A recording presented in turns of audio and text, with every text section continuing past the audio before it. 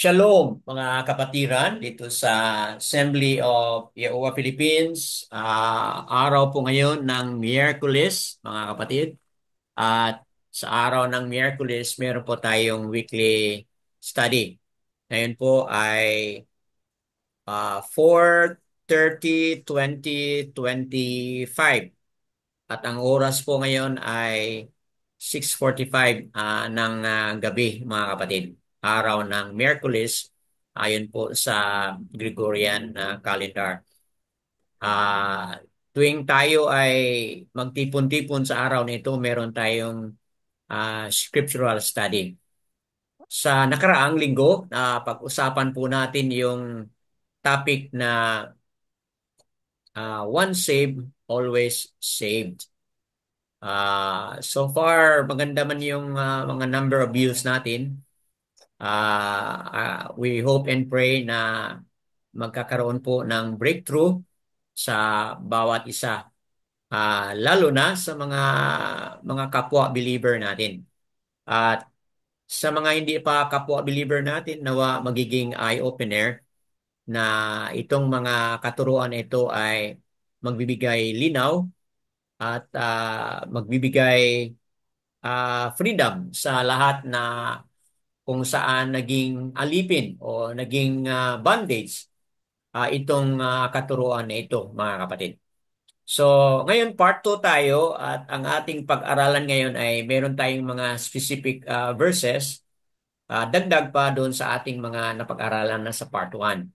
Ngayon part 2, merong mga usual na mga verses na minsan ito'y commonly misunderstood. Nasabi nila itong verse nito ay supporting the doctrine or the teaching on once saved, always saved. So, yan po ang ating tutukan today, mga kapatid. So, let me share my screen so we can proceed with our discussion po. Okay, so ito na nga po. We have heard already the blowing of the shofar. So, tuloy na po tayo sa ating study proper, mga kapatid. So, let me share and share the screen. So, yan po. Part 2, mga kapatid. Misunderstood verses or scriptures. Bakit misunderstood po? Kasi yun na nga. Akala nila na yung verse na yun ay supporting the doctrine on or the teaching on once saved, always saved. So, we'll try to explain, mga kapatid. Pangalawa is, malamang meron pa kayong mga additional na mga references na pwede nating pagbulay-bulayan o pwede nating i-discuss dito, mga kapatid. So, ngayon, ang nahanda natin sa PowerPoint ay three important references, no? Tatlo lang dito ang nahanda ko. So, welcome po tayo kung meron pang pang-apat, pang-lima, okay? Or pang-anim. So, feel free po to interact as we proceed sa ating discussion. So, we're done with the blowing of the shofar. Tahaliam 37 verse 1, ito pong nakasabi, huwag kang mabalisa dahil sa masasama. Huwag kang managhili sa mga masama ang gawa. So, kung sa English, sinabi dito, fret not. Okay? Huwag kang mabalisa. Fret not dahil sa mga ginagawa ng mga masasama. Huwag kang managhili. Sa English, itong managhili, yan po ay jealous. Do not be jealous. Yun po ang sinasabi diyan sa English. Saan po? Do not be jealous sa mga masasama ang gawa. Okay? So, ito po yung itong Psalm o Tahaliam 37, ito po ay a Psalm of Daud, mga kapatid.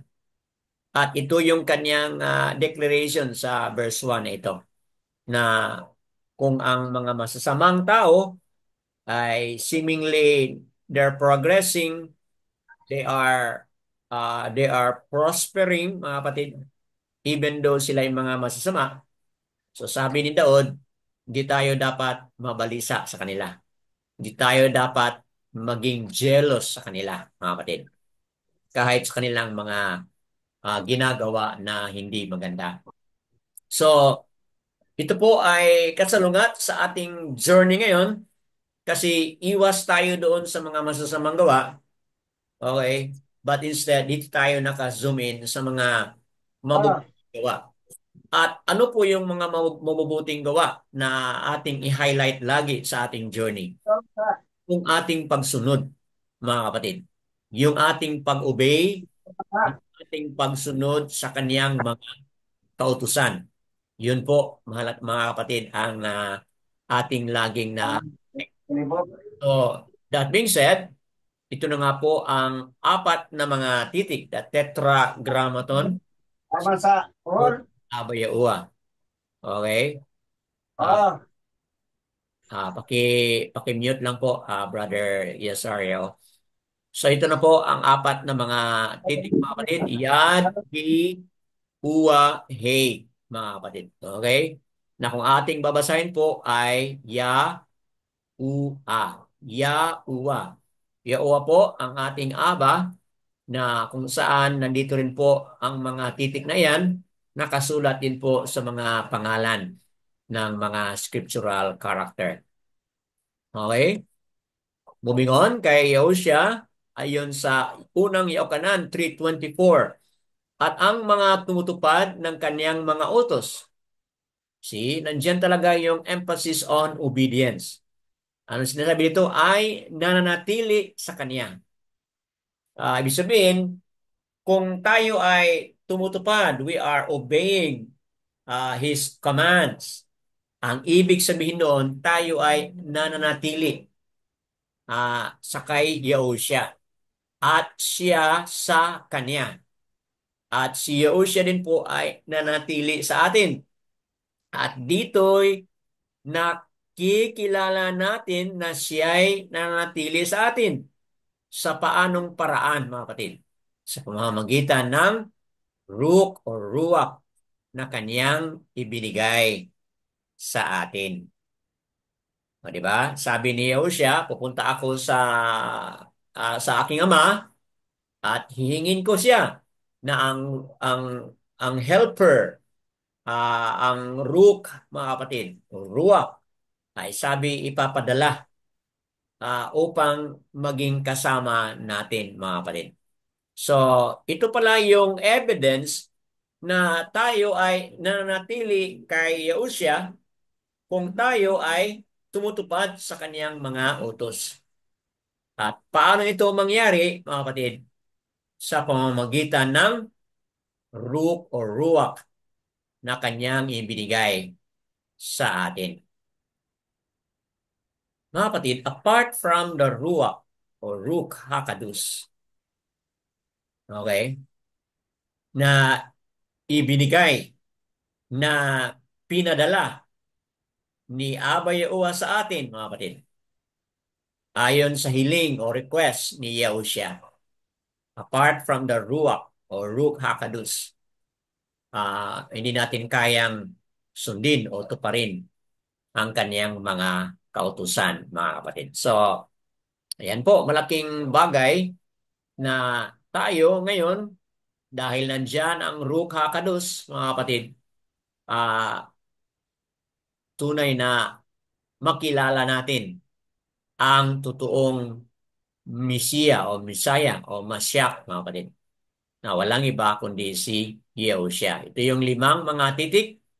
Kung si Abba Yahuwah ay merong tetragrammaton, apat, Yahushua naman po ay may limang mga titik. Yahu, first three letters, the same po sa pangalan ni Abba Yahuwah. Then Shan, Ayan. Na kung ating babasahin po, Yahu, Yahu siya. Yahu siya po ang ating Messiah, ang ating Savior, na ang ibig sabihin, Yahuwah saves, Yahuwah delivers, mga kapatid. Yada Yahuwah po.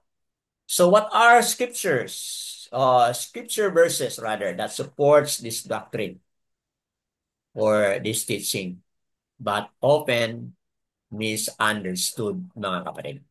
So, sa nasabi ko na kanina sa introduction, meron tayong na-highlight na tatlong mga additional pa na mga references, additional pa doon sa mga napag-usapan na natin sa nakaraang linggo, mga kapatid. So, una tayo dito sa ah, ah, malaking impact, okay? Dito sa mga paniniwala ng mga kapatiran. Itong tinawag na the concept of the elect, mga hinirang, no? Ano pa, mga pinili or the chosen. O, di ba? May mga references na nagsabi, many are called but few are, ano po, Chosen. chosen. Di ba? So, yan mga kapatid, magsasabi ng iba na pinili ako, I'm elect, so I'm forever saved. Kasi pinili ako. Okay? Hinirang ako. So I'm forever saved. So yan po ang paniniwala ng iba. Dahil sila ay elect, they don't fall because they are elect. Okay? So saan po natin ito makikita? Matthew chapter 24, verses 20 to 24. Yun po ang ating tutukan. And then later on, at the end sa verse 24, tingnan natin yung context. Bakit po mahalaga yung context verses 4 to 5? Kasi dito po laging na-misunderstood ng karamihan. Di ba? Sa nakaraan, Yokanan 10, di ba mga kapatid? 28 to 29 ang na-highlight. Okay? No one can snatch us out from the hand of Abba Yahuwah. Okay? So based on that, sinasabi na ng iba na, you see, walang makakuha sa atin mula sa kanyang kamay. So therefore, we are saved. So once we are saved, we are always saved because walang makakuha sa atin mula sa kanyang kamay. But they fail to understand the context ng sinabi doon sa verse 27 ng Yaukanan 10:27, my sheep hears my voice and they follow me. So yung mahalagang context na yun ay isang tabi lang. Okay? Upang masuportahan yung 20 verses 28 to 29 doon sa kanilang teaching na once saved, always saved. So, yun po ang mahirap mga kapatid. Dahil dito, na anong nangyayari? Yung mga tao ay nailigaw dahil nga hindi tinitingnan yung context doon sa passage na yun. Kaya kailangan nating tingnan yung context, which is verses 4 to 5 ng Matthew 24. And mamaya titingnan natin mga kapatid. Okay, can I ask volunteer to read itong ilang mga talata? Ako, Brother Dan. Opo, salamat po, Sister Azara Bachiao. Sister Lilieta, go ahead po. Matthew 24:20. Kaya't idalangin ninyo na huwag mangyari ang pagtakas ninyo sa taglamig o sa Shabbat. 21. Sapagkat sa panahong iyon ay magkakaroon ng matinding paghihirap na hindi pa nangyayari buhat sa pagsimula ng sanlibutan hanggang ngayon at hindi na mangyayari kailanman. Okay po. So, bago natin ipa-proceed sa verse 22, ayon sa nabasa ni Sister Lilita, merong dalangin dito na sinabi ni Yahushua, nawa itong kahirapan na darating, nawa ito'y kapag mangyari, ang panahon na ito na meron pa kayong time na magtakas, okay, maglikas o maglipat, sabi niya, nawa hindi mangyari sa taglamig or hindi mangyari sa Shabbat. Okay? So, yan po. Kung hindi ko nakalimutan sa mga nakaraan na napag-usapan na po natin yan. At dito, sinabi niya na talagang merong matinding paghihirap ang mangyayari. Na sinabi diyan, buhat sa pasimula ng sanlibutan hanggang ngayon at hindi na mangyayari kailanman. So, in other words, kapag darating man ang Great Tribulation na ito, okay, that would be the first and the last. Okay? Mangyari yan isang beses lang at hindi na mangyari muli, mga kapatid. So, talagang matindi, no? Matindi ang paghihirap na hinihintay ng lahat, mga kapatid. Sige, patuloy po, sister. 22, at kung hindi paikliin ang mga araw na iyon, ay walang makakaligtas na laman. Subalit alang-alang sa mga hinirang ay paiikliin ang mga araw na iyon. 23, at kung may sinumang magsabi sa inyo, masdan ninyo na ito ang masyak o nariyan siya, huwag ninyong paniwalaan. The last po. 24, sapagkat lilitaw ang mga bulaang masyak at ang mga bulaang propeta at magpapakita ng mga dakilang tanda at mga kababalaghan, ano pat ililigaw kung maaari pati ang mga hinirang. Okay po. So, ito na yung concept doon na the elect na sinasabi nila hindi mahuhulog. Kasi dito sila nakafocus sa verse 22. Tignan Mhm. mo yan, no? At kung hindi paikliin ang mga araw na iyon, ay walang makakaligtas na laman. Subalit, alang-alang sa mga hinirang, okay, for the sake of the chosen, for the sake of the elect, anong sinabi dito? Paikliin. Ay paikliin ang mga araw na iyon.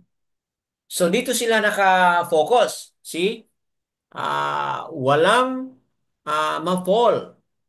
Once yung mga hinirang ay ligtas na, talagang ligtas na yan. Kasi pwede ni Aba paikliin ang mga araw for the sake of the elect. Okay? So dito sila nakafocus na yung mga elect, ayon dun sa kanilang pag-unawa, talagang hindi mahuhulog kasi pwedeng paikliin ni Aba ang mga araw for the sake of the elect. Okay po? Nakita natin? Na ngayon, ayaw nilang tutukan ang verse 23 and 24. Kasi anong sinabi dito?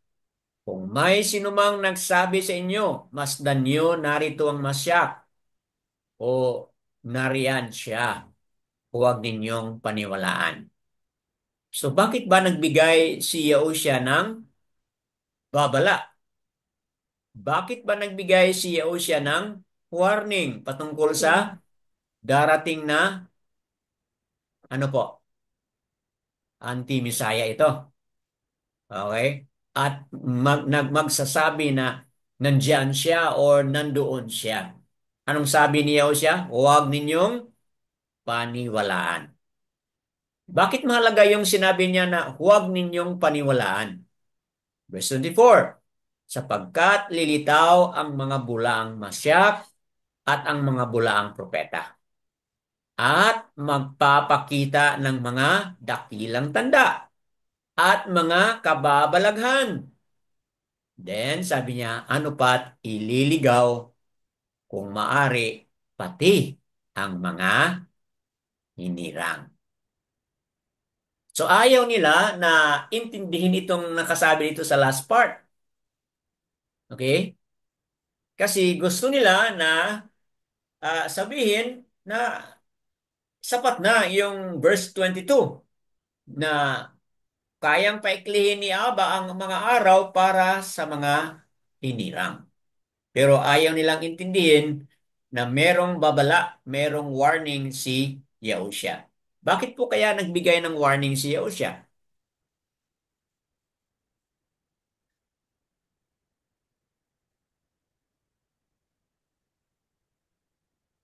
Anong possible na dahilan kung bakit nagbigay si Yahushua ng warning? Dahil what? Dahil kahit po hinirang niya, Brad, posibleng mailigaw. Posible talaga, opo. Nagbigay siya ng warning kasi alam ni Yahushua na kahit ang kanyang mga hinirang, okay, kahit yung mga committed na mga alagad, pwede rin silang maligaw, mga kapatid. So yun ang dahilan kung bakit nagbigay si Yahushua ng warning. Otherwise, kung hindi man talaga totoo na maligaw ang kanyang mga hinirang, so hindi na lang siya kailangan magbigay pa ng warning. So dahil alam niya siya na maari na ma-fall ang mga elect, ang mga hinirang. Kaya nagbigay siya ng babala, nagbigay siya ng strong warning, mga kapatid. Okay? So, tingnan mo yan, no? Mga bulaang masyak, anti-masyak yan, o false masyak, at yung mga bulaang propeta. Sila ay may malaking contribution dito sa pag-fall down o pag-deceive o pag-fall away ng mga karamihan. Kasali o pati sinadyan, pati ang mga hinirang, mga kapatid. Okay? So, yan po. Misunderstood ng karamihan dahil nakafocus lang sila sa verse 22. But iniwasan na nila ang 23 and 24. Dagdag pa dyan, sa ating napag-usapan na kanina patungkol sa context. Sister Lita, pwede bang patuloy mo pa itong verse 4 and verse 5? Ito po yung Opo. context. Go ahead. 24:4, sumagot si Yahushua at hindi sa kanila. Mag-ingat kayo na huwag kayong mailigaw ng sinuman. 5. Sapagkat marami ang darating sa aking pangalan na nagsasabi, ako ang masyak, at ililigaw nila ang marami. See? Mga kapatid, ito po yung overall context ng Matthew 24. This is in the context na meron siyang warning na sabi niya, mag-ingat. Be careful na hindi kayo maligaw ng sinuman. Bakit po? Kasi itong sabi ni Yahushua, marami ang darating sa aking pangalan. Gamitin ang kanyang pangalan. Okay? At magsasabi na sila daw ang Masya. Okay? At ililigaw nila ang marami. So, tingnan mo yan, no? Marami sila, mga kapatid, na ginagamit nila ang pangalan ni Masya.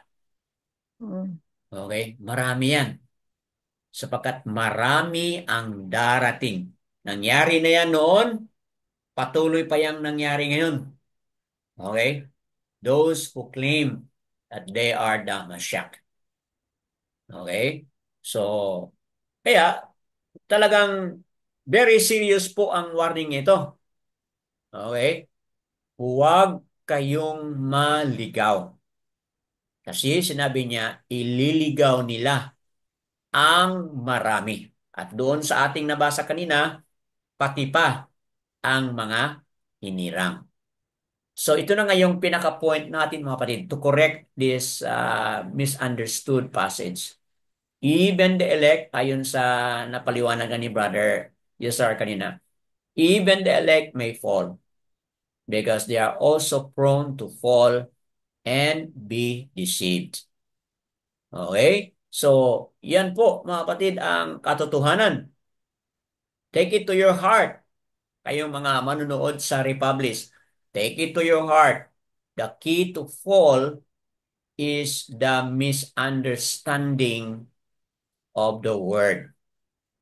Believing the words of the false Messiah and believing the words of the false prophet. So,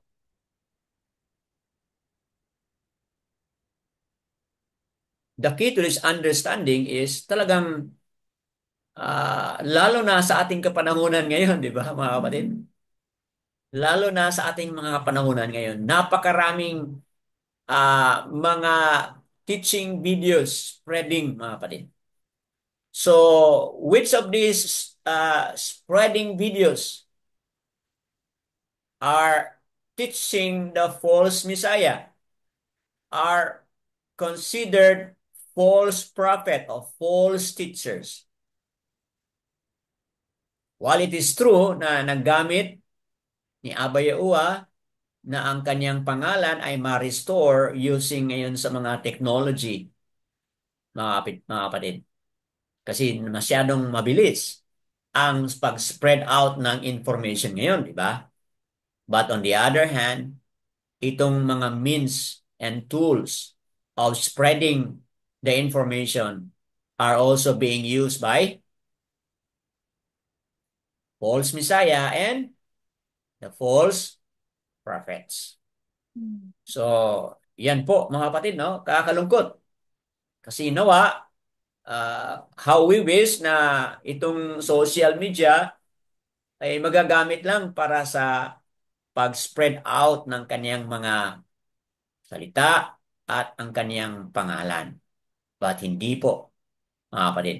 Laganap na po.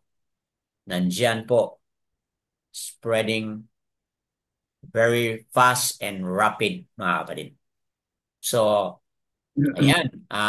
Yan ang katotohanan na kailangan nating bigyan ng pansin. Anyone would like to add or Brad, yes po, brother. Yes, sorry. I'll go ahead po. shalom po sa lahat, Brad. Yes po, Salom. Ang danger at saka misleading ngayon na nangyayari sa social media, even ah, sa mga believers din po na katulad po natin, Opo. ay may mga nagtuturo po, Brad, na ikinokonek po nila ang pangalang JSUS and LORD na the same with Tama. ah, kay Aba at saka sa kay Yahusha. No po? At yun talaga ay hindi ko matatanggap na ganun. Kasi Mm.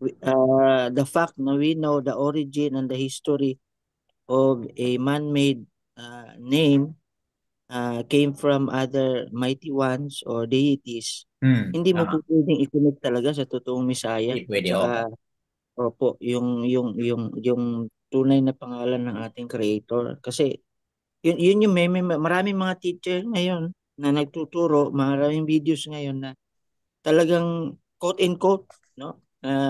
Iniugnay. May warning na at precaution po si Abba, di po ba? Sa Shamoth or sa Exodus Mm. po na even to mention the name of other mighty ones, 23:13, opo, hindi ng Shamot. po, hindi maririnig sa bibig natin. Bakit talagang kinokonek nila o inuugnay doon sa sacred name ni Aba at saka ng tunay na Masyak eh. So yun ay misleading talaga at yun ay Mm. false teacher. Automatically I turn down that video kasi wala mapupulute ka kung posible pa na mamimislead ka at madideceive sa ganun na pagtuturo. Tama po. So, that's a good point sa na-highlight ni Brother Yasaria also. Kayong mga committed and dedicated na mga believers of Abba Yahuwah and Yahushua, ah, nawa nakuha nating punto na yon, mga kapatid, na talagang misleading po. Kasi po, yun ay is a form of misunderstanding talaga, no? Kasi they are not the same, mga kapatid. JSUS, LORD, and GOD at iba pang mga titulo, mga kapatid, or name. Those are all pagan origin, mga kapatid. At Abba Yahuwah and Yahushua HaMashiach. Ayaw talaga na uh, even to mention, no, yung kanilang mga pangalan, yung mga mighty one na yan, ayon sa Shemot 23 verse 13. So, that's a very good point, Brad. Okay. So, meron pa bang magdagdag bago tayo mag-proceed? Okay, allow your mind to process mga kapatid, and then moving on tayo and later on you can also add some more scriptures. Okay, pangalawang scripture ay makita dito sa chapter 5 ng Yaokanan verse 24. This is quite near or related to Yaokanan o John 3:16 mga kapatid sa na-highlight natin sa nakaraan.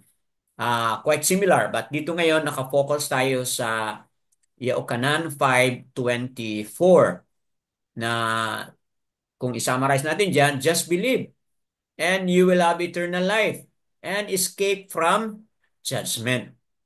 So dito naniniwalang iba na tapos na akong naniniwala o meron na akong buhay na walang hanggan. Naniniwala na ako kay Yahushua, so may buhay na ako na walang hanggan.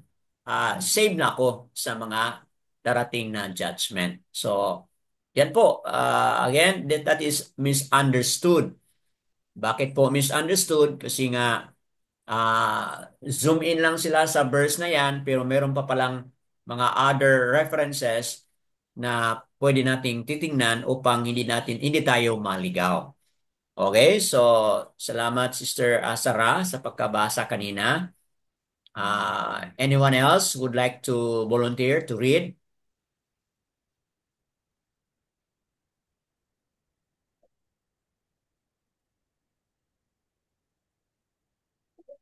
Okay, meron tayong dalawang mga verses dito. Pwede pa ba, Sister? Okay, sino ba? Brother Pio, Sister Annabelle? Brother Dan, Ako po, go ahead po, Brother Pio. Here. Brother Pio. Brother John Pio, 5, right? John 5:24. Just believe and you have eternal life and escape from judgment. Sa Tagalog, katotohanang sinasabi ko sa inyo, ang nakikinig ng aking salita at sa sumasampalataya sa kanya na nagsugo sa akin ay may buhay na walang hanggan at hindi darating sa kahatulan kundi lumipat na sa buhay mula sa kamatayan. Okay. So, bago natin i-show yung next na verse. So, ito yung quite similar or very close to John 3:16, di ba? If we uh, remember what we have discussed no, sa nakaraang linggo. So, dito, ganun din po. Katotohanan ang pinag-usapan dito at kung tayo ay nakarinig sa kaniyang mga salita at sumasampalataya, okay, sa kaniyang mga sugo, okay, then ang mangyari, magkaroon tayo ng buhay na walang hanggan. As a result, na tayo ay may buhay na walang hanggan, so hindi na tayo mailagay sa danger kung may darating po na judgment, mga kapatid. So, yan ay very misunderstood. Okay? Sinan mo yan? Merong dalawang bagay ang pinag-usapan dito. Ang nakikinig ng aking mga salita at sumasampalataya.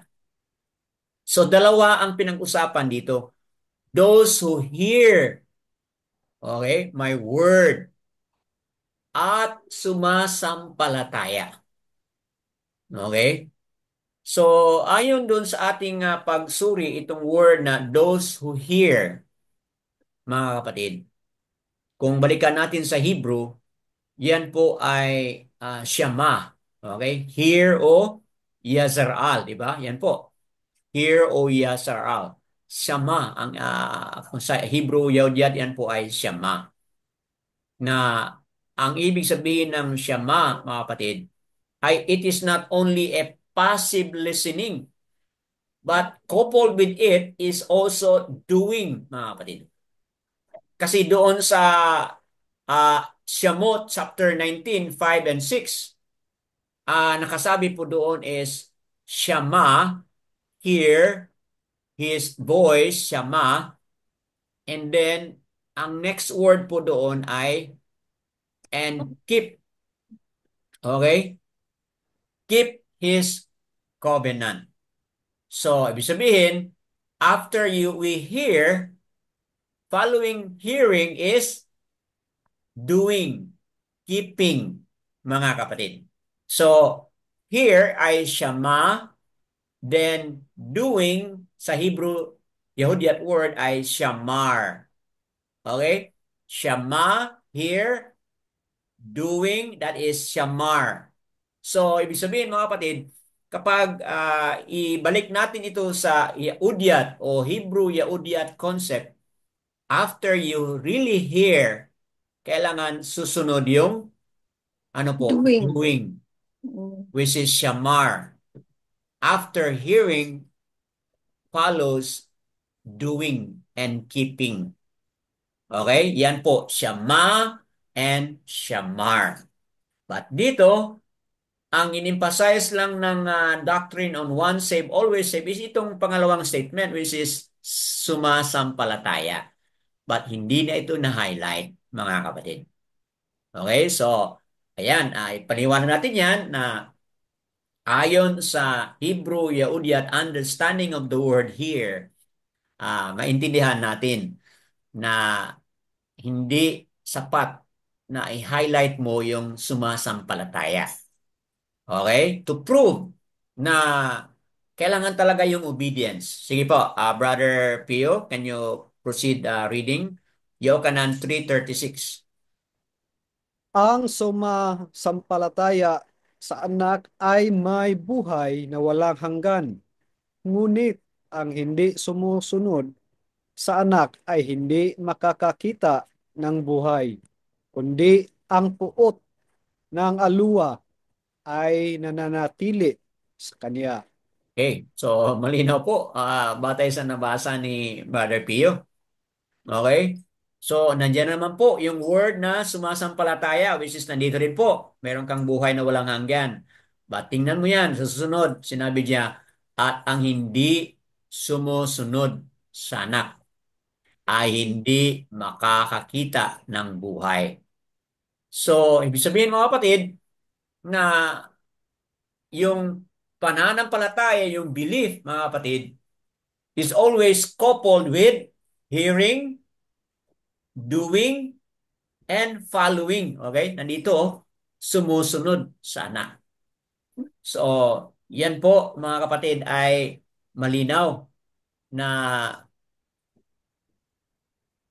focusing only on belief is a misunderstood support of this concept, once saved, always saved. Okay? So, bigyan pa natin ng malakas pa na references. Okay. Sister Annabel, pwede ba ikaw yung magbasa nito? Dalawang Okay, mga Brother reference. Dan. Apo. Ang Mateo 19:17, at sinabi niya sa kanya, bakit mo ako tinatanong tungkol sa mabuti? Iisa ang mabuti. Ngunit kung ibig mong pumasok sa buhay, tuparin mo ang mga utos. Okay. Verse 21. Okay. Sinabi sa kanya ni Yahushua, kung ibig mong maging ganap, humayo ka. Ipagbili mo ang iyong mga ari-arian at ibigay mo sa mga dukha, at magkakaroon ka ng kayamanan sa langit. Pagkatapos ay pumarito ka at sumunod ka sa akin. Okay po. Salamat sa pagkabasa, Sister ah, Annabel. Mga kapatid, dito sa nabasa ni Sister Annabel, kwento ito sa rich young man. Diba? You're familiar with this story already. Lumapit sa kanya itong mayaman na binata. Sabi niya, anong gagawin ko para matanggap ko ang buhay na walang hanggan? Yun ang kanyang question, ha? Anong gagawin ko para matanggap ko, ang buhay na walang hanggan? So, ano ang sagot ni Yehosha? Tinan mo. Ang sagot ni Yehosha, sabi niya, iisang mabuti, no? Sabi niya, ngunit kung ibig mong pumasok sa buhay. Okay? Hindi sinabi ni Yahusha na, ngunit kung gusto mong matanggap ang buhay na walang hanggan. Hindi po ganun ang kanya sinabi, di ba?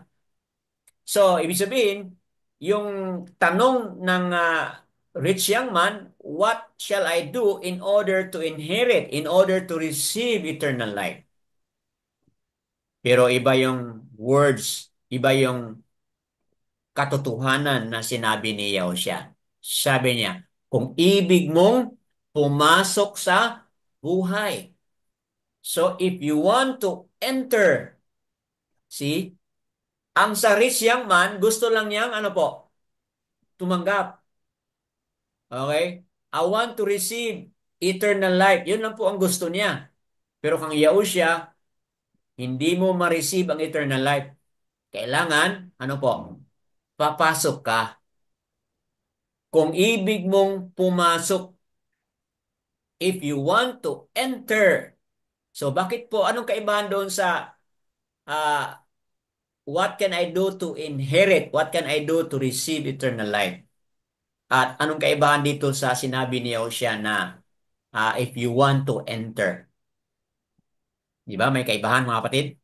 Mhm. So yung sa rich young man ay tanggap lang, natanggap. Okay?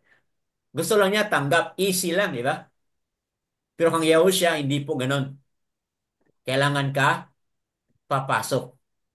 You have to do something, mga kapatid. So ano sabi niya? Tuparin mo ang mga utos.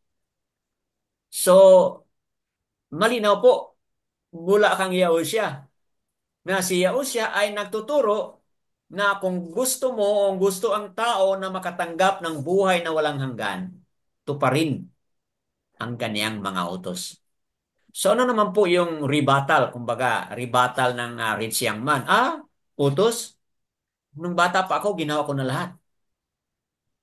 See? So nagpapatunay, nagbigay ng proof itong rich young man na ang mga utos na iyan ay ginawa na niya mula nung bata pa siya. Pero anong sabi ni Yahushua? Verse 21, kung ibig mong maging ganap, humayo ka. Ipagbili mo ang iyong mga ari-arian at ibigay mo sa mga dukha.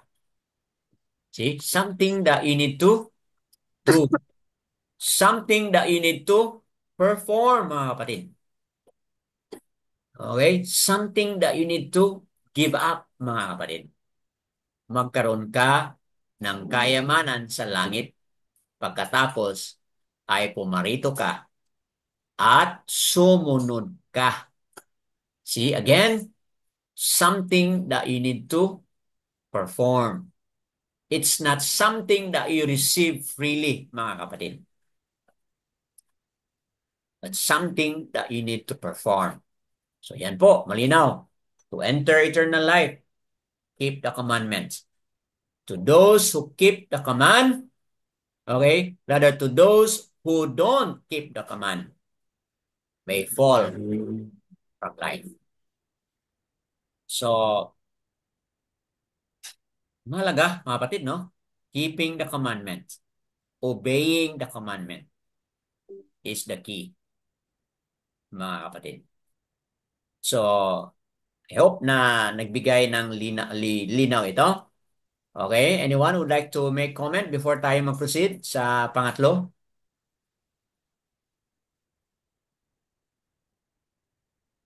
Okay po. Allow your mind to process. Proceed tayo sa number 3.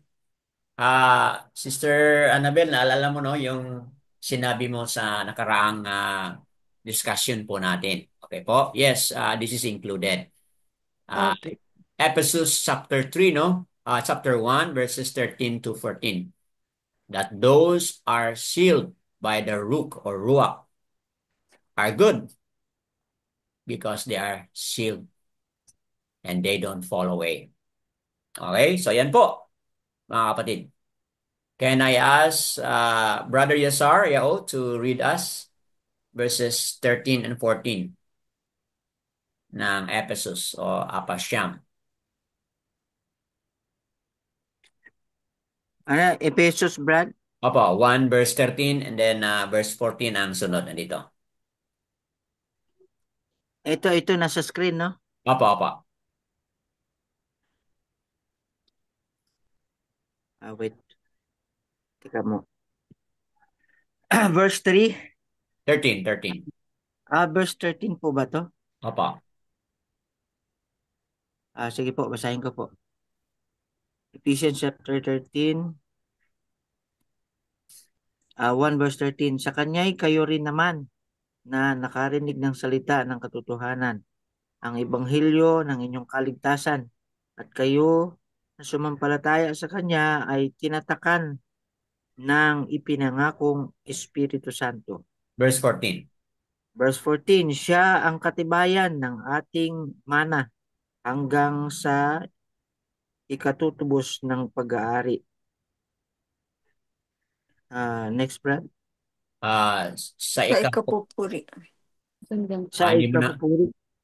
hindi na makita, no? Sa ikapupuri ng kanyang kaluwalhatian. Opo, opo. Opo, Hindi ko na so, okay. So, yan po mga kapatid ang nabasa ni Brother Yesariao. Dalawang mga talata proves the fact na kapag tayo pala ay nakarinig sa magandang balita, okay? Tayo ay naligtas at kayo'y sumasampalataya sa Kanya. So, sino yung nakarinig sa magandang balita patungkol kay Yahushua at tayo'y nananampalataya kay Yahushua? So, anong sinabi dito ni Paul? Sinabi niya, ipinangakong tinatakan. Okay, you are sealed. Okay, by the promise. Ruch Hakadus, mga kapatid. Okay? At yung tatak na yan ay katibayan ng ating mana hanggang sa ikatutubos ng pag-aari sa ikapupuri ng kanyang kaluwalhatian. See? So yung seal na iyan, matibay. Kasi hindi yan mawala hanggang nandiyan yan bilang ating inheritance. At yan ay hinihintay natin sa araw na tayo'y ikatutubos, na tayo ay pag-aari na ni Aba Yahuwah para sa ikakapuri ng kanyang kaluwalhatian. So, those that are sealed by the Ruch or Ruach, okay, are saved and always saved. Kasi yung seal na yan ay pagpapatunay, yan po ay katibayan na tayo ay pag-aari na ni Aba Yahuwah, mga kapatid. Okay? So, yun ay pinaniwalaan ng karamihan na yan, very strong support. Once saved, always saved. So, ano yung ating paliwanag dito, mga kapatid? Ito yung una nating paliwanag. Yohanan 16 verse 13. Pwede ba tayo balik sa inyo, Sister Azara Pachiao? Sige po. Okay. As 13, subalit kapag dumating na ang Espiritu ng katotohanan, papatnubayan niya kayo sa buong katotohanan, sapagkat hindi siya magsasalita ng mula sa kanyang sarili, kundi ang anumang bagay na kanyang marinig. Iyon ang kanyang sasabihin sa kanyang ipahahayag sa inyo ng mga bagay na darating. Okay. Salamat po, Sister. So, marami pong mga reference dito na mababasa natin sa Yohanan chapter 13, but na-highlight 16. But na-highlight lang po natin itong verse 13 na kung saan sinabi dito sa pagdating ng Ruch ng katotohanan, anong gagawin niya? Papatnubayan niya kayo sa buong katotohanan. So, the Ruch HaKadosh will guide, okay? Will guide us and will teach us into all yung buong katotohanan. Okay? Bakit po yun ang kanyang gagawin? Sapagkat hindi siya magsasalita ng mula sa kanyang sarili. kundi ang anumang bagay na kanyang marinig. Okay? Marinig saan galing? Aba Yahuwah or marinig kang Yahusya. Yun ang kanyang sasabihin sa kanyang at kanyang ipapahayag. Okay? So nandyan siya bilang ating patnubay, guide, at nandyan siya bilang ating teacher. Sa inyo ang mga bagay na darating, mga kapatid. So, malinaw po na ang Ruach or Ruach guides and teaches us into all truth. Okay? Kasi po, ang nakalagay diyan ay guides and teaches. So, ano yung expectation sa atin? If someone will guide, mga kapatid, anong expectation doon sa tao na nakatanggap ng guide? Di ba? If someone is teaching, so what is expected of those who are receiving the teaching? Di ba? To follow Followers. the guide. Okay? To follow the guide and to obey the teaching. So, mga kapatid, ito po yung hindi maiintindihan ng iba. Kasi ang na-highlight nila ay, anyway, nandiyan na yung Ruach HaKodesh na naging tatak para sa atin. Naging silyo tayo, nasilyuhan na tayo. Okay? So, hindi nila naintindihan na ayon sa salita ni Yahusha, ang Ruach o ang Ruach, siya pala ang ating guide at siya rin ang ating tagapagturo upang makasunod tayo, okay, sa ano yung kanyang mga itinuturo sa atin. Okay po? So, ibig sabihin, kung nais natin na maging mapayapa, maging maayos ang ating journey, kailangan tayong sumunod sa guidance ng Ruach HaKodesh. Sumunod tayo sa ano yung mga itinuturo ng Ruach HaKodesh, mga kapatid. So there is still what? A human responsibility, mga kapatid, to follow and to obey. Okay. So, meron tayong additional dito okay, marami pang mga additional references, no? Lalo na sa ating source dito ay itong teaching video na ito ay nagmula sa ating mga kapatiran sa USA. At ang ating mga kapatiran sa USA they are very pro-Paul, okay? So kayong mga manonood sa Republish na pro-Paul kayo, pwede ninyong pakinggan itong link na aking i-provide dito. Pakinggan niyo itong link mula sa mga kapatiran natin sa Assembly of Yahuwah, USA po ito sila mga kapatid. Okay? So you can receive more references. This video sa aking napanood is 1 hour and 58 minutes po ito. So ang dami pa pong mga pinag-usapan nila doon na hindi ko na-include dito, mga kapatid. So to give us more clearer understanding on the rule of the Ruach, mga kapatid, basahin po natin itong Hebrews chapter 10. Okay? Meron pong mag-volunteer. Basahin ang Hebrews chapter 10, 23 hanggang sa 31, mga kapatid. Anyone would like to volunteer? Hebrews chapter 10, verses 23 hanggang sa 31. At dito natin maintindihan na there is no such thing as one saved, always saved. Bakit po? Okay, tingnan natin mula sa Hebrews chapter 10, 23. Okay? Meron bang ready na magbasa?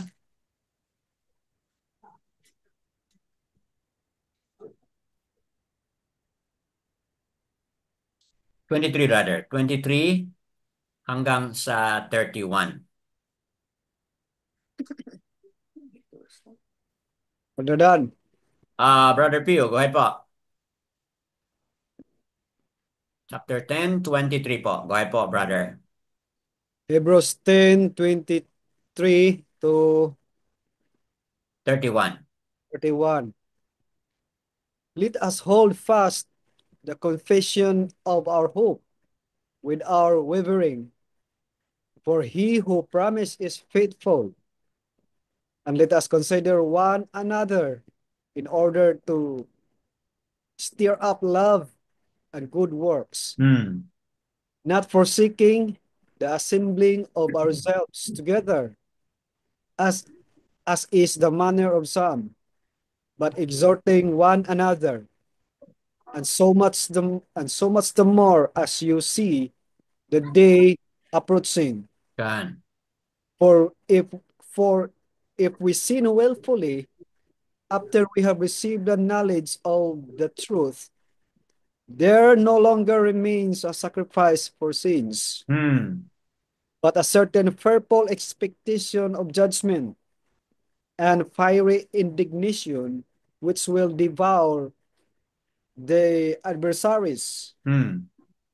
Anyone who has rejected Moses' law dies without mercy on the testimony of two or three witnesses. Oh. Of how much worse punishment do you suppose will he be thought worthy who has trampled the son of Alua Yahuwah underfoot, counted the blood of the covenant by which he was sanctified common thing, and insulted the ruach of favor? For we know him who said, "Vengeance is mine, I will repay," says Yahuwah. And again, Yahuwah will judge his people. It is fearful thing to fall into the hands of the living Alua. Wow. Yadayaw. So mga kapatid, malinaw po dito sa nabasa ni Brother Pio. Dito sa verse 23, hold fast. See? Hold fast to the confession of our expectation without yielding. So, hold fast kung ano yung ating pinaniwalaan. Okay? So, it is not just a mere confession. Okay, mga kapatid? It is not just a mere words na ako'y naniwala. But kailangan mag-hold fast ka talaga. Okay, so there's an effort, no? Hold fast. Okay? Then, verse 24, let us be concerned for one another in order to stir up love and, ano po, do good works. Mga kapatid, ah nasaan po yung one save, always save dyan? Na hold fast ka, okay? And then, stir up one another for love and good works. So something na kailangan mong gawin. Not forsaking the assembling of ourselves together. Again, that's another thing na ating gagawin. But encouraging, okay? Encouraging one another as the day is approaching. So ito yung pinakamabigat na dahilan. Verse 20-26. For if we sin purposely, so saan po yung one save, always save dyan mga kapatid? For if we sin purposely, yung mga willful na paggawa ng kasalanan, yung mga sinadyang gawang kasalanan, alam ng kasalanan tapos sadyain pa. So ano yung concern niya dito? Sabi niya, after we have received the knowledge of the truth, there no longer remains a slaughtering offering for sins. But some fearful anticipation anticipation of the judgment and fierce fire which is about to consume the opponents. So, nasaan po yung once save, always save dyan? Na kakatakot ang darating na judgment, dala ang apoy, mga kapatid. Anyone who has disregarded the Torah of Mashiach without compassion dies without compassion on the witnesses of two or three. So, balik tayo dun sa Torah, severe consequences those who disregard, those who disobey.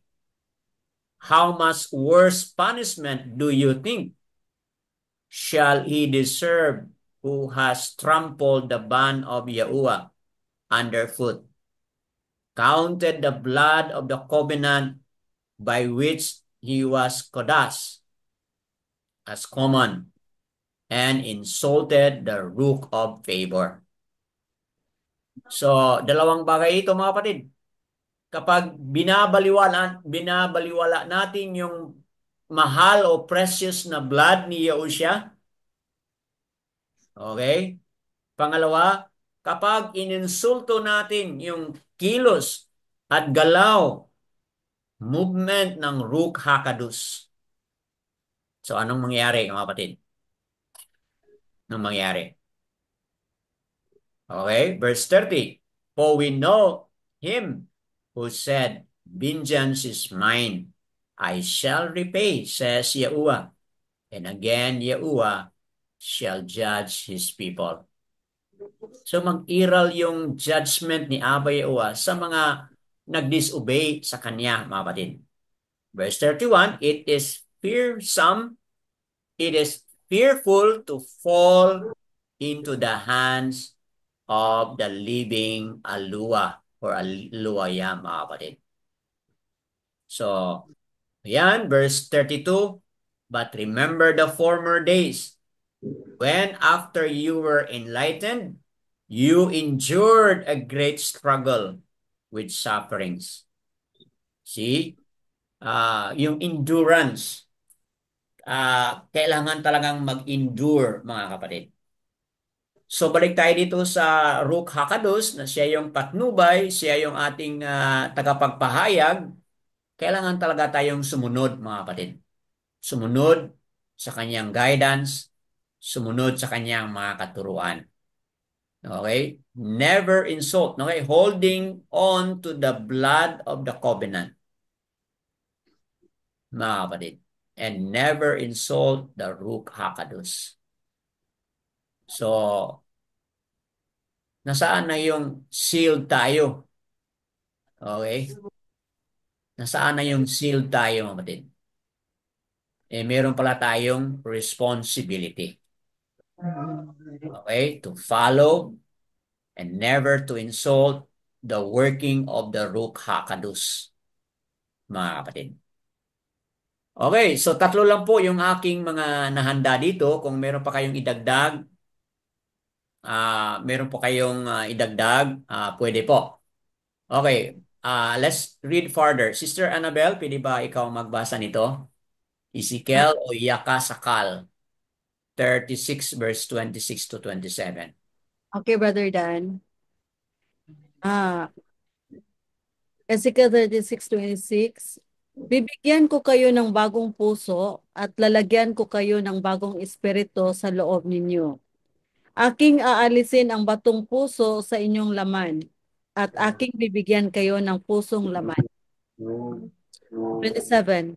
Aking ilalagay ang aking espiritu sa loob ninyo at palalakarin ko kayo ng ayon sa aking mga tuntunin at magiging maingat kayo sa pagsunod sa aking mga batas. Okay? Nasaan po yung once saved, always saved dahil sealed ka na ng Ruach HaKodesh? Malinaw po dito. Okay? Gagawin ni Aba sa huling mga araw, bigyan tayo ng bagong puso. At kung tayo makatanggap na ng bagong puso, ilalagay na niya ang kanyang Ruach HaKodesh, mga kapatid. At sa panahon na mailalagay na ang Ruach HaKodesh sa ating loob, mga kapatid, anong mangyari? Palalakarin ko kayo ng ayon sa aking mga tuntunin. So malinaw po mga kapatid, nandyan pa rin yung ating responsibilidad. Yung terms and condition nandyan pa rin. Kahit nandyan na yung Ruach HaKadosh, ang terms and condition nandyan pa rin mga kapatid. Palalakarin ko kayo ng ayon sa aking mga tuntunin.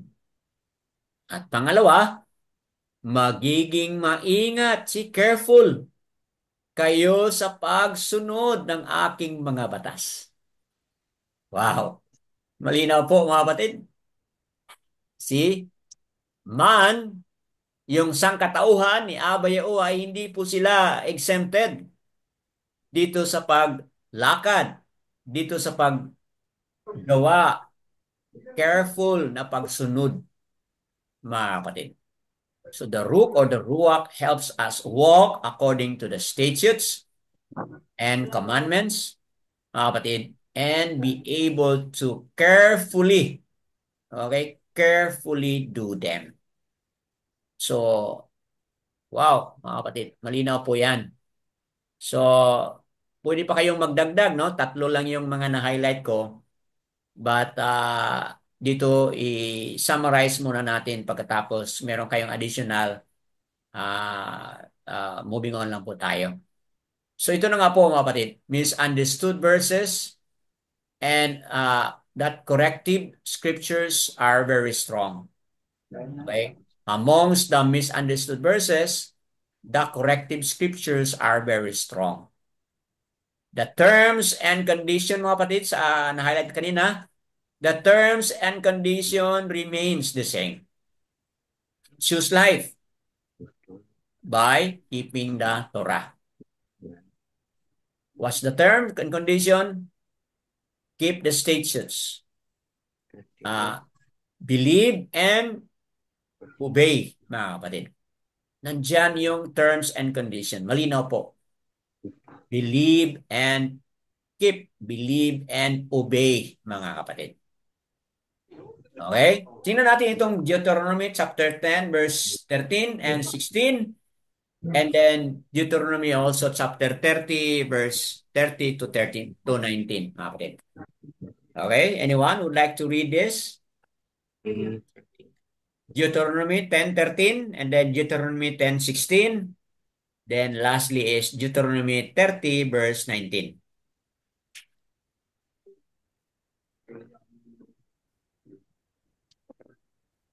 10:13. Sinong gusto magbasa?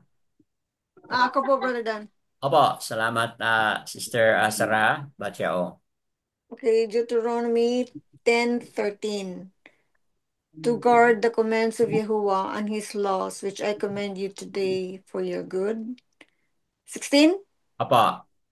And you shall circumcise the foreskin of your heart and harden your neck no more. See? So malinaw po batay dito sa dalawang mga talata. Okay? To guard the commands of Yahuwah and his laws, which I command you today for your good, mga kapatid. Yan po ay maikakabuti sa atin, mga kapatid. If we guard, if we keep the commands of Abba Yahuwah and his laws. So kaya sinagay dito sa verse 16 na you shall circumcise the foreskin of your heart. Ano po yun? Tayo po ay responsible na dapat i-circumcise ang ating mga puso, mga kapatid. Na ang ibig sabihin, huwag tayong magmamatigas. We have to soften our heart. We have to submit our heart. Our heart should yield to the Torah, to the instruction. Hindi tayo magmamatigas. Kaya, harden not your heart is also another way to circumcise our heart, mga kapatid. So, yan po ay terms and condition. Okay, last po, Devarim chapter 30 verse 19. Sinong nandoon na? And then basahin po. 30 verse 19. Anyone? O, Villanueva, Liberis. 30 verse 19. Who would like to read?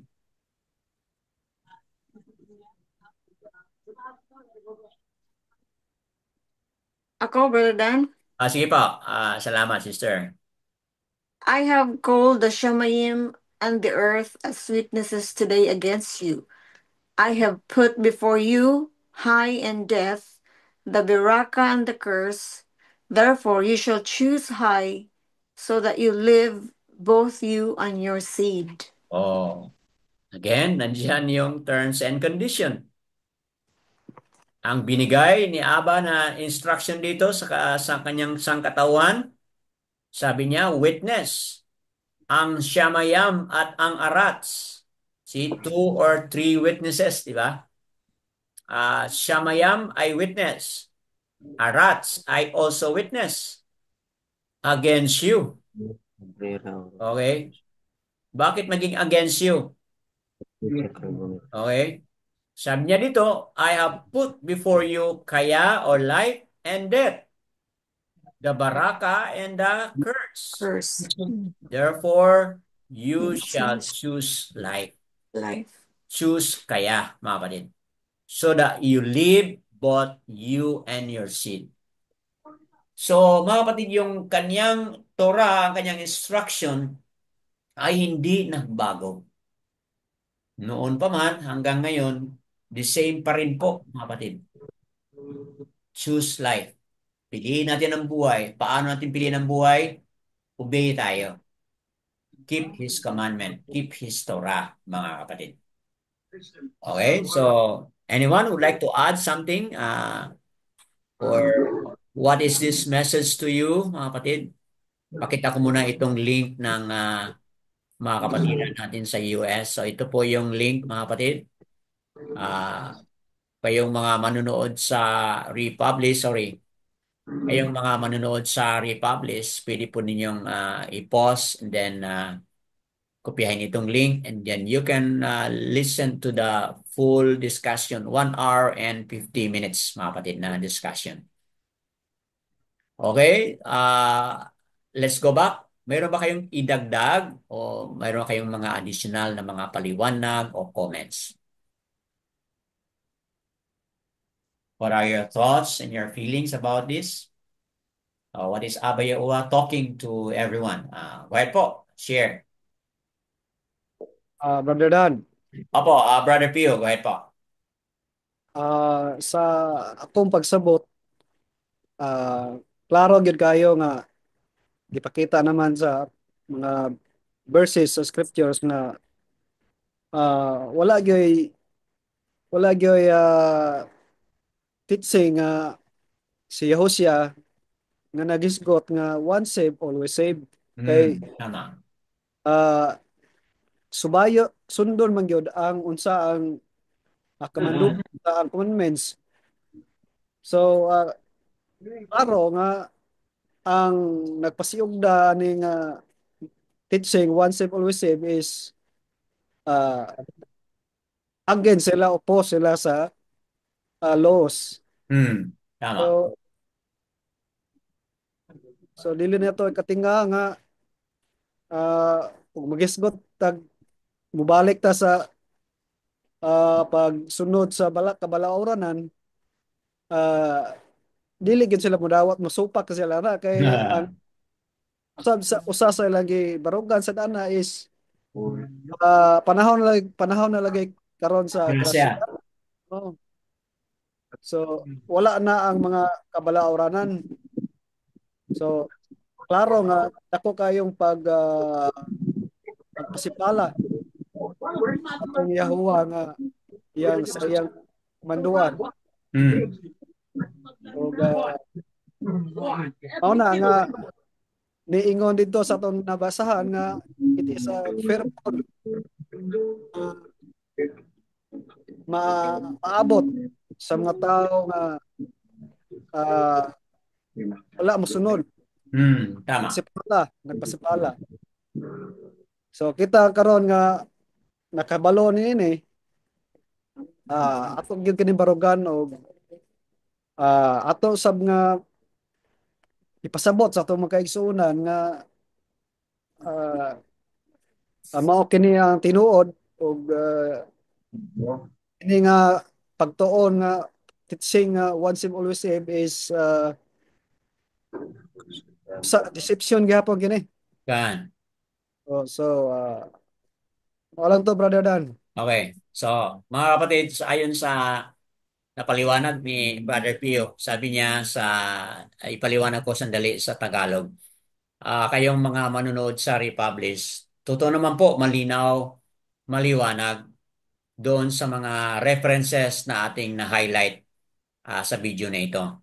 Malinaw po na ang instruction or katuruan ni Yahushua hindi po nag-support o hindi po nagturo si Yahushua dito sa doctrine ito, once saved, always saved. Dahil malinaw po, ayon sa kanyang mga teaching, na upholded niya yung commandments, yung pag-keep, yung pag-obey ng commandments is upholded by the teachings of Yahushua. And of course, yan po ay nagmula sa Torah, mga kapatid. Yadayawa sa teaching na ito. At highlight ni Brother Pio kanina yung Hebrews 10:31 na it is fearful. Nakakatakot mga kapatid kapag tayo ay mapasa ilalim ng judgment ni Abba Yahuwah dahil hindi tayo sumunod. So, nawa, maging strong warning yan para sa ating lahat. Yadayawa po sa feedback o sa loobin ni Brother Pio. Anyone else? Oh, dito na si Brother Map, dito na Sister Bakar, sa iyo, Sister Tessie. Shalom Ah, po, Brother Danny. Opo, yes, Brother Map, go ahead po. Okay po. Shalom. Kamusta sa lahat? Salamat po. Siguro, share ko lang, I think, nasa second verse na ako. So, ang share ko lang, madami kasing misinterpret about OSAS or one save, always save. Ito lang siguro yung share ko sa na-quote natin. I think the keyword na nabasa natin is believe or believing. So Opo. this has I believe has misinterpret most of the believers.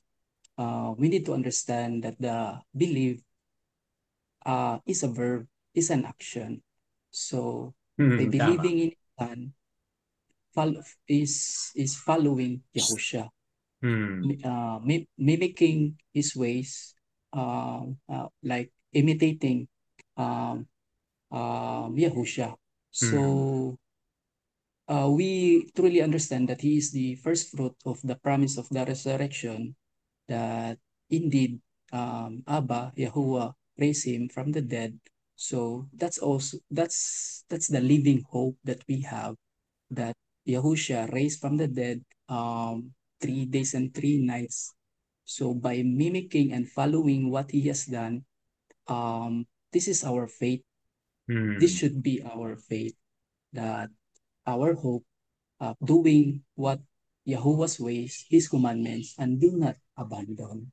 We hold fast, we persevere, we remain faithful. So breaking Yahuwah's laws is like is also quenching his spirit within us. So I think we know naman that sin is breaking the law. So I think yan lang yung masishare ko, and I will touch even, di ba, Brother Dan, even the angel, they have the eternity with the Father in heaven. But what happened? They abandoned. They transgressed the law of the Father. So do we think the OSAS is applied to us as human? Even angel, they abandon the law of Yahuwah. And yeah, so what the result? There is punishment. So I do believe that the OSAS is is false, and I believe na-lead lang sila siguro sa mga sa Opo. Okay. Hindi ka na namin marinig. teaching or quoted na Mhm. Opo. okay na po. Thank you po. Okay. So, yadayawa, mga kapatid, sa lubin ni Brother Mark, mga kapatid, malinaw sa kanyang paliwanag na yung believe ay is a verb, so kailangan there's an action. Makes sense, di ba, mga kapatid? So, wala namang verb na walang gagawin. Okay? So, believe is an action word. So, kailangan meron talagang gagawin tayo. At i-highlight ni Brother Mark dito, mga kapatid, yung pag-follow natin, pag-sunod natin sa mga steps sa buhay ni Yahushua, and that is obeying. Obedience to the Father, obedience sa lahat ng Torah, pinakita ni Yahushua. Then, ganun po ang ating gagawin. Yan, Yahuwah. So, highlighted yan sa Matthew 5 verse 17, di ba? Yahushua said, I came not to abolish. So, ibig sabihin, pumunta si Yahushua para sundin at gawin, ipaliwanag, ipamumuhay ang Torah, mga kapatid. So, yun din ang ating susundin. So, that is additional support doon sa point ni Brother Pio na Yahushua did not uphold or did not come, Yahushua did not teach once save, always save. Okay po. So, malinaw po batay doon sa example, paliwanag ni Brother Mark. Yada, Yahuwah. So, anyone else, mga kapatid? Meron pa ba? Sister Tessie, you wanna add something? Brother Yasar, o Sister Lilita, anyone? Go ahead. Kadong Brad, shalom. Shalom po sa lahat. Oh, shalom. Ito yung malaking Brad Itong teaching na to Brad, yung OSAS ay Osas. Okay, may osas ka na ha. very big misleading talaga to.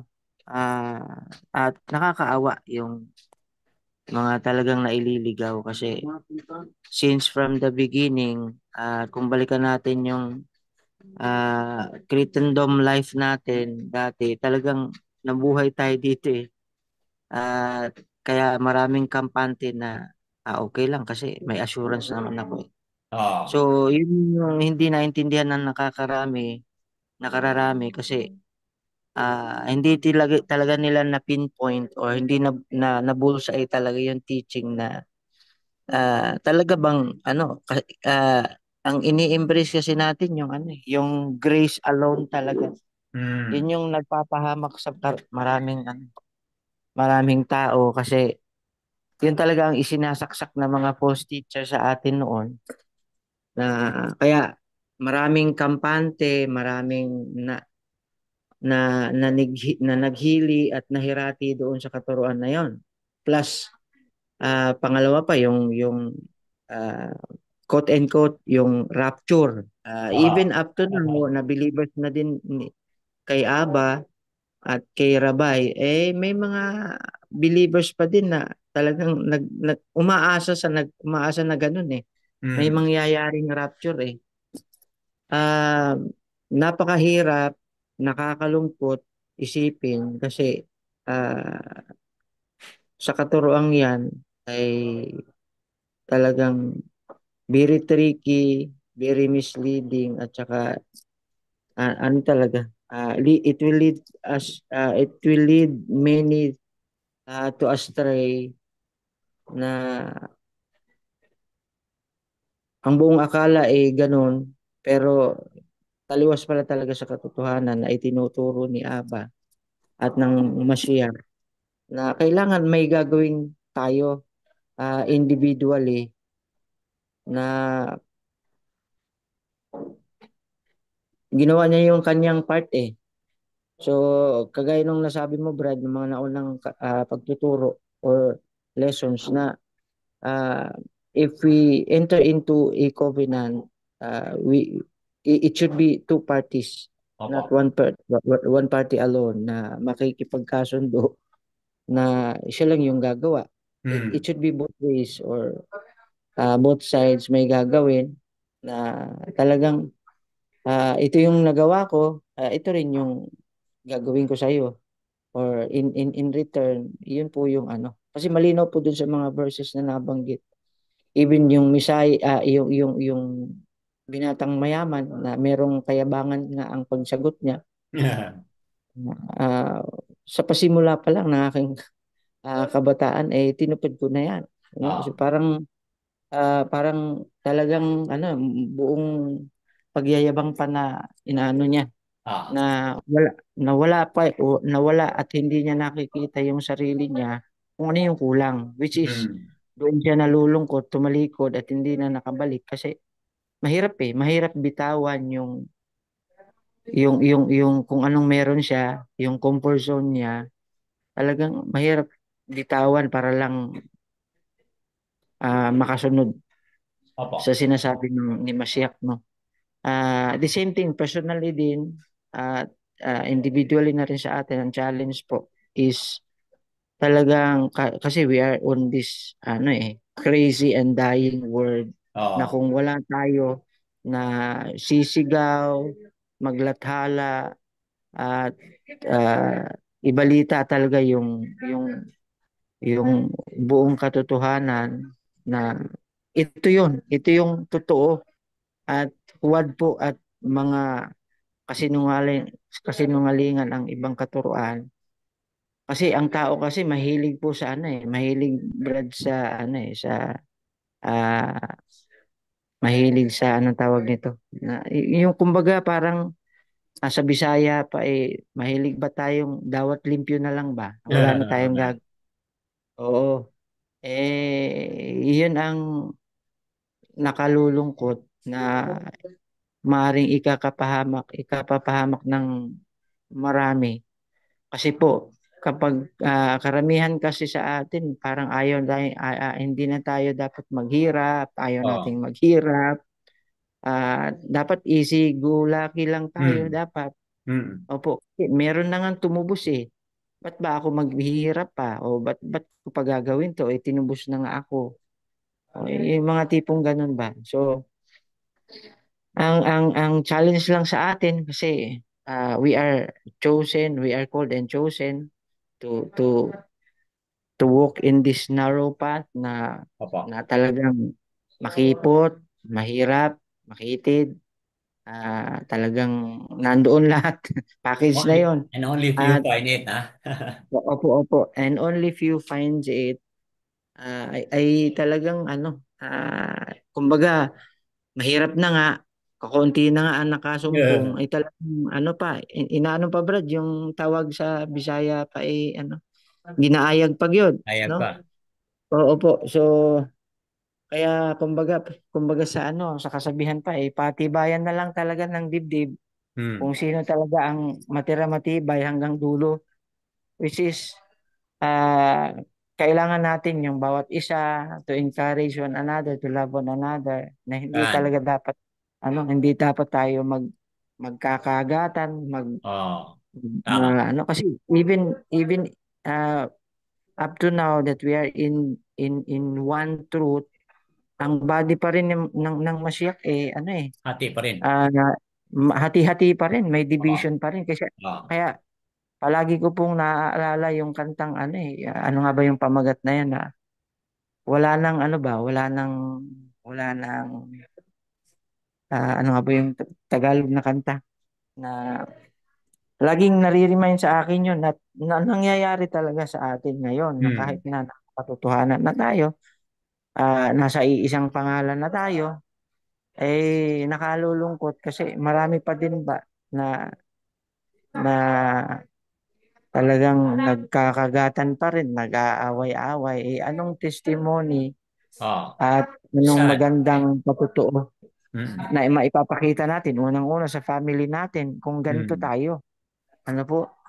No? So, yun po ay challenge po talaga sa atin, itong katuruan na ito na mabuwag na, madurog na, at maunawaan talaga ng bawat isa na ito yun ang itinuturo talaga ng Biblia o ng scripture, ng banal na kasulatan, ng salita ni Aba, taliwas doon sa itinuturo sa atin na siyang nagiging ano natin comfort zone Oh.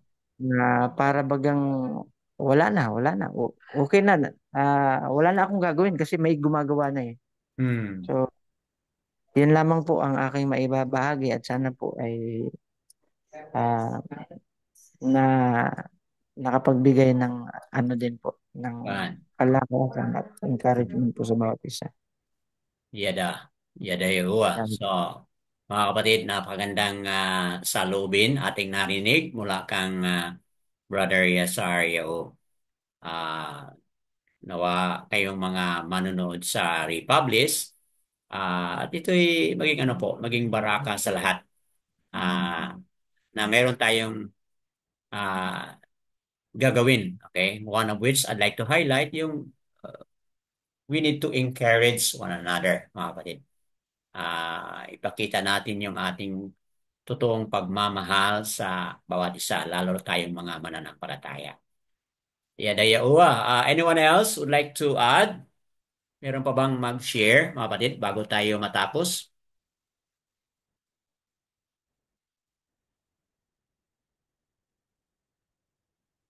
Okay po. Kung wala nang magdagdag, mga kapatid, Sister Bakar, sa'yo, you wanna say something pa?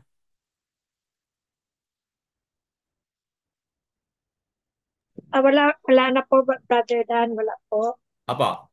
Okay, so yada yawa mga kapatid, kayong mga manonood sa Republis, if you hear the voice of Abba Yahuwah talking to you through the Ruach HaKadosh, our guide and our teacher, do not harden your heart. Okay? And this teaching video will set us free mula sa mga misunderstanding sa teaching na yan, once saved, always saved. And if we uphold the truth, if we uphold the words of Yahushua, then indeed, mararanasan natin na tayo maging malaya, mga kapatid. For when you know the truth will set you free. All esteem and praises po kay Abba Yahuwah, Hashem Yahushua.